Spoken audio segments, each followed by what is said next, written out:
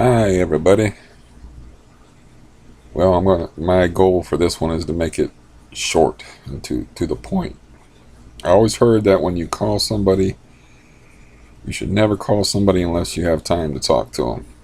And I'm from a different age, so I believe in the whole leisurely approach thing, but we're going to do this quickly. And these sheets of paper, which I don't know if you can see the writing on them, is where I keep track of my dose, the amount, the time I take it, and the space in between. Now, if you're watching this, you probably already are familiar with the story of me versus the meth heads. And the way that worked out is there's a court date set for the 15th. And on the 15th, the people upstairs are not going to show up to have their say in court, of course, because they've paid not one dime to live here. They're squatters. So then you have to get an appointment with the bailiff, which this dude in this other city that I talked to, a former police officer, said that takes a week to a month. And so I'm looking at, like I said, between 2 and 3 weeks more of having people here who hate me and who I hate and that are squatters. They've been properly cowed by the police for the most part. You know that story that I got a police guy to threaten them, and he did a really good job of it because they're mostly quiet now because they know that if I call that guy is going to come back and, as he put it, be all over them. So anyways, but I did wake up this morning at 6:30 in the morning, and I got up and was sitting in my chair around 7 o'clock in the morning, and some 140-pound skeleton of a dude with tats all over him. Actually, I'm pretty sure he threatened me through my window, because when he went upstairs, I saw him go upstairs, and I opened the blinds and I opened the window. So when he came downstairs, he looks in my window and he says, I'd change my motherfucking last name if I was you. And I was like, I didn't get to drink my coffee yet. And I'm getting threatened. It's like, well, that guy apparently didn't get the memo, but everybody else has been well behaved. And then he was just walking around the neighborhood, and he was back here 3 times, trying to, I guess, he had bought meth there before, and he was knocking on the door, and they weren't answering him because they weren't ready to wake up yet. But yeah, that kind of stuff's been very bad for everything. Everything concerning Steve. Everything concerning me. This whole situation's been bad for. I don't like all that animosity and hatred floating around out there. It makes me nervous. And I can't defend myself physically. 10-year-old girl could beat me up, so that makes me nervous. I mean, I used to be fairly ferocious, but I can't even fake it no more. Walking across the floor is an adventure, let alone confronting some, even a 140-pound dude that can walk right and feel his feet and everything.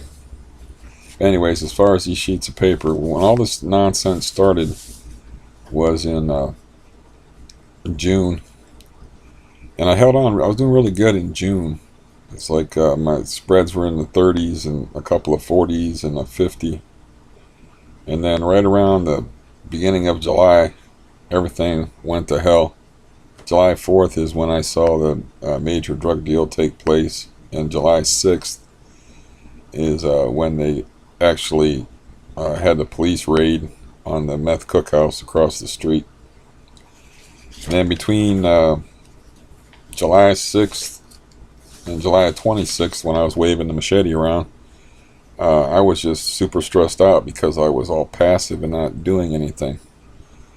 And I was trying to do everything the right way, calling the cops, talking to the landlord who's just useless. And, and then I just decided to be proactive, if you want to call picking up a machete and banging it on the wall and confronting squatters proactive. I decided to be proactive, and I got them to threaten me. And then I called the police, and told him that I was being threatened, and then a few days later, or the next night actually, I called the police on him again for making noise in the middle of the night, which they were.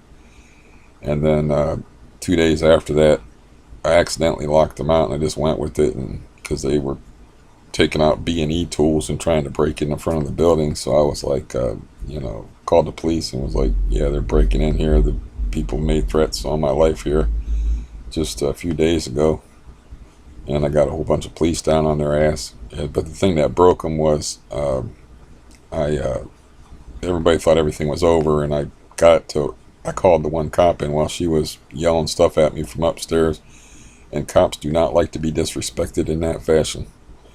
And that pissed that guy off, and then he made it personal, and he went up and talked to them, and he gave me his card and said, listen, those people, you're a peep out of them people, give me a call. So that's where it stands now. I got to put up with them for another couple weeks. I have I might as well just say I'm like completely relapsed. I lost all my progress. I mean, it's kind of understandable, the stuff I've been going through with the squatters nonsense and the death threats and the frustration of dealing with my landlord.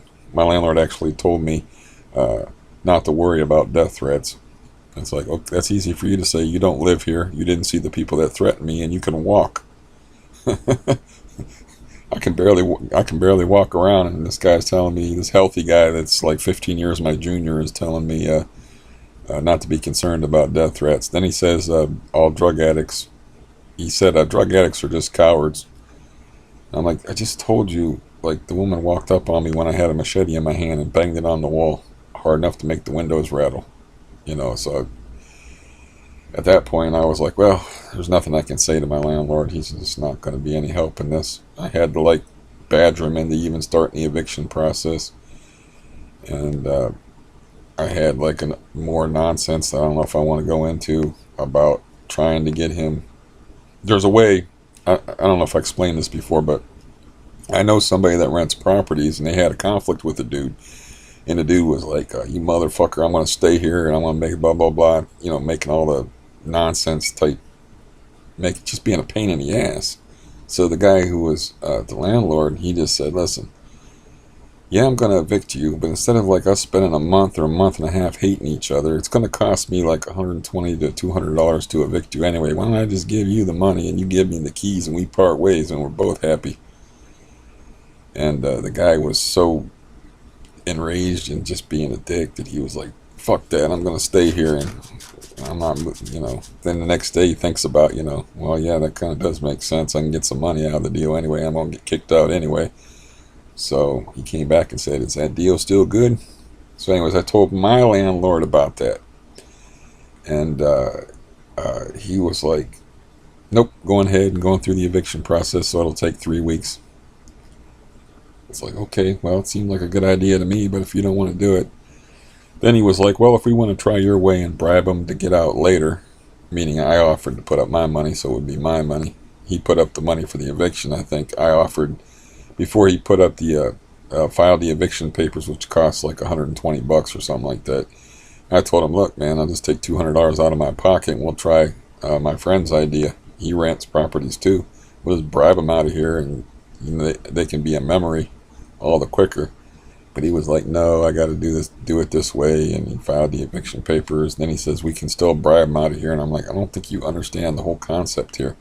It was to save us money and trouble, and now you already spent money, and you gotta pay for the bailiff's time too. So yeah.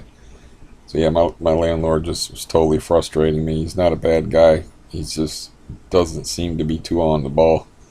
And he's let nothing but scumbags in here for like, I shouldn't say nothing but scumbags, but we've had trouble in this building for 5 years. And I'll run through the list real quick for any of you that don't know it.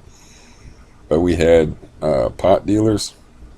We had an interracial couple where the guy actually had a white girlfriend and was prejudiced against whites. Very puzzling, but they used to scream and yell all the time, and all through the building. Like that, once a week they would be screaming and yelling, and they were loud while they were copulating. So whichever F they were doing, Well, they were fighting. Oh, fucking. They were loud. And my neighbor actually called the police on them while they were in the throes of ecstasy, we'll call it. And that did not make them very happy. They hated him ever after. The cops show up while you're in your... That kind of screws up your afterglow. Yeah, they were loud, man. It was crazy. So we put up with them for however many months that was, and then after that, we had crack dealers. So we had crack dealers, and I don't know how long that lasted. They also did domestic violence on each other, and that was the first time I ever called the police in my life. Is one girl beat up the other girl, and I found out about it later, and I felt guilty. I didn't know that nobody was getting beaten up, but I heard them fighting, and I didn't call the police. So the next time I heard them fight, I called the police, just in case she was going to get beat up again. You know, they're lesbians. And then after that was the hood rats. They were here for a long time, but they were like, just didn't know how to behave, and they smoked pot and drank. I don't really care about that. It's just the fact that they were just loud and obnoxious, didn't know how to behave, and it was just general pain in the ass. But after that came the meth people, and then that's real danger. You know, I never felt like my life was in danger, like with the other problem tenants, but with these people, like, I feel like the people that I'm seeing coming and going, they look like they belong on Law and Order. And yeah, of course I had the death threats and stuff, but anyways, while I'm looking at my paper, this is the part that really sucks, that I'm trying not to get too upset about. But I was looking at my papers, and it seems that my taper is supposed to be 1/4 milligram once a day, and it seems I've blown my taper 10 times since the 1st of July. It's August 5th, so I've really backslid, and I feel it physically. You know, I feel worse. I mean, I do have a lot of stress on me and everything, but I kind of feel like I feel physically worse than I did, and I feel when I was just sticking to my taper, and I feel emotionally worse, of course, because that's a failure, and also don't feel as sharp mentally. So yeah, it's just frustrating. I mean, life intrudes, bad circumstances intrude, but I was making progress, and it's not like I'm threatened with cold turkey or anything like that, because I got some stockpile stuff going on. I got like a whole bottle stockpiled, but that's not the point. The point is like it's a lot of work to get those breads in between 1/4 milligram to where it's 30 to 50 hours between the spreads, and that's where I was at. Now I relapsed, and I'm taking way too much of the stuff. So yeah, I actually made a video yesterday, but the beginning of it was okay, but I just got so despondent, and I was like, I hated myself so much when I rewatched it, because I always rewatch at least once before I post it, and then I'm like, you know, maybe I should just put it on there, and you know, there's enough like warning type videos of what Xanax and Benzo use can do to you. I don't think I really needed to make another one, but mostly I was just incoherent, and it depressed me. It depressed me to look at. This situation here, I just kind of have to look down the road and, you know, think of that these people are going to be a memory. I got to be honest though, I am kind of scared, and I'm not used to that. I'm not used to being scared. Yeah, I'm kind of scared. Like, I have garbage that I could take outside, and you wake up in the morning and you got people saying weird shit to you through your window when you wake up in the morning. Yeah. And I still have, I canceled it twice now, but I still have this bone scan thing that I'm supposed to do. And that's coming up on Wednesday. And yeah, it's just a struggle for me to sleep at night. You know, it's like just sleeping at night's been a struggle. Like, I wasn't sleeping at all for a while there. And then I started, once I understood that the cops had scared the piss out of them, then I was able to sleep and not, because I got to keep my lights on and I got to keep alert if I got a house full of degenerates, walking past my door threatening me and stuff. You got to at least be watchful and alert so you can defend yourself, call 911, or, you know, tell people that, hey, me, Mr. Smith, and Mr. Weston are in here waiting if somebody starts messing with your window or something like that. But it just makes me angry and been a foul mood today. Don't feel good physically, and yeah, the whole thing's been just a frustrating nightmare. Uh, that'll be over pretty soon.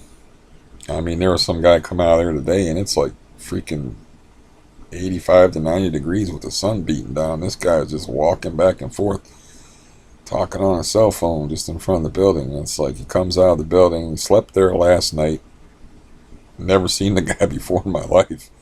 And he comes out of the house and he's just walking around back and forth all over the place in front of the building. He walks over on the side of the building, and he's just squirrely looking dude.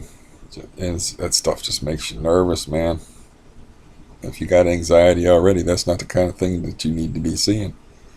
It's some withered, tatted up looking, drug addict looking dude walking around just hyperactive in like ridiculous heat, chatting away on his cell phone, or waking up in the morning and seeing another guy that you never seen before that come out of the building, and he's saying shit like, if I was you, I'd be changing my motherfucking last name, or whatever it is. I think the exact wording was, I'd change my motherfucking last name if I were you. Like, that's a weird thing, just a weird thing to say. Yeah. So yeah, I think I'm not going to let boredom, shit, there goes my brain. I'm not going to let boredom drive me into going against my word about making a short video, though, because it's not going to go anywhere good. I'm not in a good frame of mind, and yeah. So yeah, that's my update. I feel like I've backslid. Oh, the number of pills I have.